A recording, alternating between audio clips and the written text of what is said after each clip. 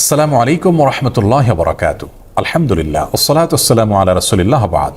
সুপ্রিয় দর্শক শ্রোতা ভাই বোন, ঈদ উল ফিতর এবং ঈদ উল আজহা এগুলো আল্লাহ রাব্বুল আলামিনের পক্ষ থেকে দেওয়া তার বান্দাদের জন্য বিশেষ উপহার এবং পুরস্কার।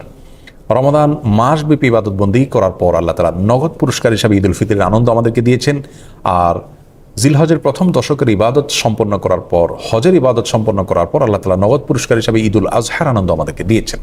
আল্লাহর দেয়া উপহারকে আল্লাহর বাতানো পদ্ধতিতে ব্যবহার করাই হলো একজন বুদ্ধিমান ইমানদারের কাজ। আর সেজন্য আমরা আজ ঈদ উল ফিতরের সুন্নাহ সমূহ আলোচনা করতে চাই। কিভাবে প্রিয় নবী সাল্লাল্লাহু আলাইহি সাল্লাম ঈদ উল ফিতর উদযাপন করতেন, সাহাবায়ে কেরাম ঈদ উল ফিতরে কি কি আমল করতেন, সেগুলো আমরা পেশ করবো ইনশাআল্লাহ তাআলা। ঈদ উল ফিতরের সুন্নাহ সম্পর্কে বলতে গেলে সর্বাগ্রে যে সুন্নাহর কথা চলে আসে তা হলো অন্য দিনের তুলনায় ঈদের দিন একটু আগে আগে ঘুম থেকে ওঠা, একটু ভোরে জাগ্রত হওয়া। ফজর নামাজে উপস্থিত হওয়াটা ঈদের নামাজে উপস্থিত হওয়ার চাইতে অনেক বেশি গুরুত্বপূর্ণ। আর সেই সাথে ঈদগাহে একটু আগে আগে যাওয়া, এটি ঈদের দিনের প্রথম সুন্নাহ। দুঃখজনক হলেও সত্য যে আমাদের সমাজে বরং উল্টা চিত্র দেখা যায়। আমরা অন্য দিনের তুলনায় ঈদের দিন একটু দেরিতে ঘুম থেকে উঠে থাকি এবং ফজরের সময় অনেকে উপস্থিত হতে পারেন না। এর কারণ হলো চাঁদ রাতে আমরা দেরিতে ঘুমিয়ে থাকি। এই কালচার পরিবর্তন হওয়া উচিত। প্রথম সুন্নাহ হলো আগে আগে ঘুম থেকে ওঠা অন্য দিনের তুলনায় এবং ঈদগাহে আগে আগে যাওয়া। ঈদ উল ফিতরের দ্বিতীয় সুন্নাহ হলো খেজুর খেয়ে তারপরে মসজিদে আসা, অথবা মিষ্টি জাতীয় কিছু খেয়ে মসজিদে আসা যদি খেজুর না থাকে। তৃতীয় সুন্নাহ হলো গোসল করা, সেই সাথে সুগন্ধি ব্যবহার করা এবং মেসওয়াক করা।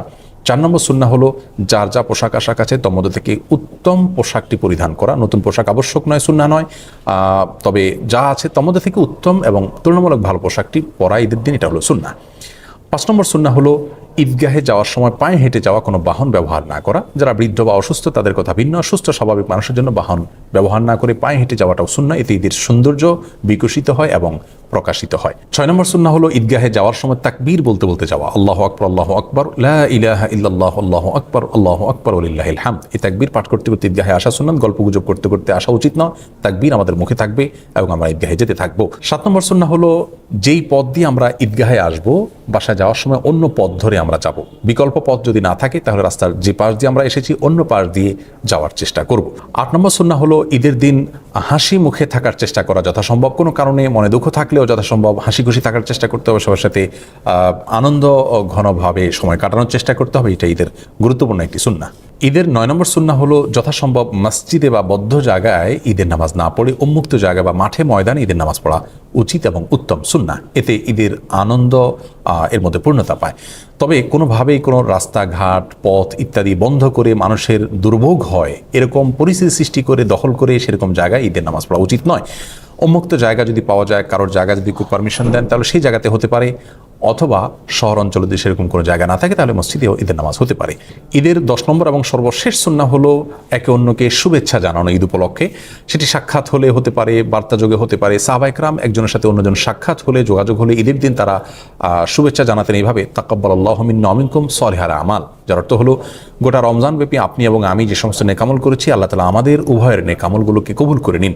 এই দোয়াটাকে সংক্ষেপে এভাবে বলা যেতে পারে, তাকাব্বালাল্লাহু মিন্না ওয়া মিনকুম, তাকাব্বালাল্লাহু মিন্না ওয়া মিনকুম। এভাবে আমরা একে অন্যকে ঈদের শুভেচ্ছা জানাবো। এটাকে বাংলায় আমরা বলতে পারি, আপনার এবং আমার সমস্ত নেকামলগুলো আল্লাহ তাআলা কবুল করুন। এই দোয়ামূলক শুভেচ্ছা ঈদ উপলক্ষে, ঈদ উল ফিতর উপলক্ষে আমরা একে অন্যকে পেশ করব। সেই সাথে ঈদ মুবারক যেটা আমরা বলে থাকি আমাদের সমাজে, সেটি বললেও কোনো অসুবিধা নেই। ঈদ মুবারকের অর্থ ভালো, অর্থাৎ আপনার ঈদ বরকতময় হোক। কিন্তু সুন্নাহ হলো সেটি যেটি সাহাবায়ে কেরাম থেকে বর্ণিত হয়েছে। আমরা দুটিকে সংযোগ করে বলতে পারি, কোনো অসুবিধা নেই। অবশ্যই সাহাবায়ে কেরামের শুভেচ্ছাটা আমরা ভুলবো না। হাদিসে বর্ণিত শুভেচ্ছাটা আমরা একে অন্যকে জ্ঞাপন করবো, তাকাব্বালাল্লাহু মিন্না ওয়া মিনকুম।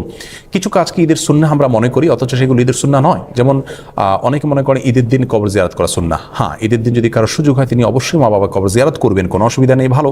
কিন্তু এটাকে ঈদের সুন্নাহ মনে করে করবেন না। অনেকেই ঈদগাহে ঈদের নামাজের পরে কাঁধে কাঁধ মেলানোটাকে সুন্নত মনে করেন, সেটিও ভুল ধারণা। অনেকদিন পরে কারোর সাথে সাক্ষাৎ হয়েছে, সম্প্রীতি বা ভালোবাসা প্রকাশের জন্য আপনি কাঁধে কাঁধ মিলালেন, সেটি করা যেতে পারে, কিন্তু ঈদের সুন্নাহ মনে করে সেটি করা উচিত হবে না।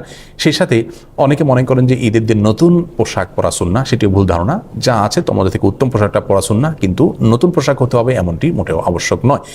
ঈদ উপলক্ষে অনেকে অনেক বেশি পাপের কাজে নিমজ্জিত হয়ে যান। বিশেষ করে যুব সমাজকে দেখা যায় যে ব্যান্ড পার্টি, বিভিন্ন রকমের মিউজিক অনুষ্ঠান ইত্যাদির মাধ্যমে তারা ঈদ পালন করে থাকেন। অনেক মা বোন আছেন যারা গোটা রমজান জুড়ে আল্লাহর ইবাদতবন্দি করেছেন, অথচ ঈদের সময় তারা পর্দার বিধানকে লঙ্ঘন করে তারা বিভিন্ন গায়রে মাহরাম ছেলেদের সাথে মিশছেন এবং বাহিরে তারা বিনা প্রয়োজনে ঘোরাফেরা করছেন।